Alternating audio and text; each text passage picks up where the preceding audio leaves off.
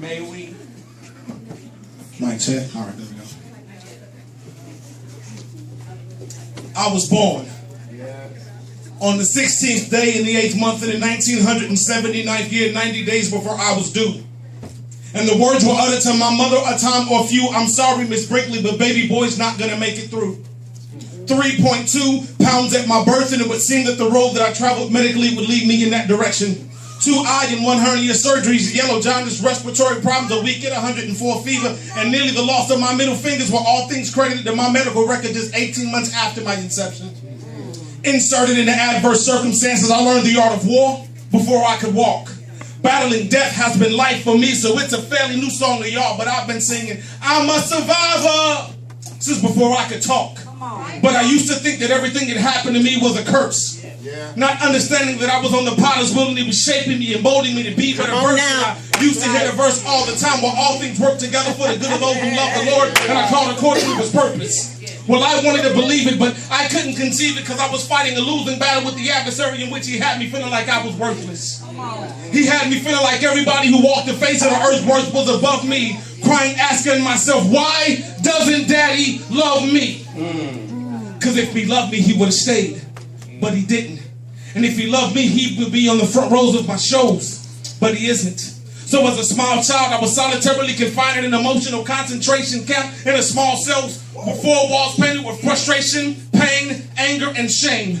And as a child, I was beginning to be confused as to what was my real name. See, mommy named me Antnony, but my uncle called me the bane of my family's existence. Wow. So I didn't understand why they didn't understand what caused problems with such energy, passion, and persistence.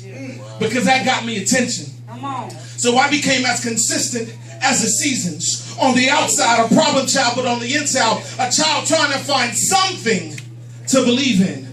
And in my older brother's eyes lied for me the last bit of hope. So when he left me in 1989, my heart was broke. See, he was the closest thing that I had to a father figure, so I figured we would always be together. Not understanding that he wasn't leaving me, he was leaving life to make his life better. So I searched anywhere that I could to get love, attention, and affection, found it in Sonia's bed, and misplaced my virginity between her sheets at age 11. And by the age of 13, I packed a 380 with a full clip, diligently working to earn my street credibility as a 54th Street Hoover Crip.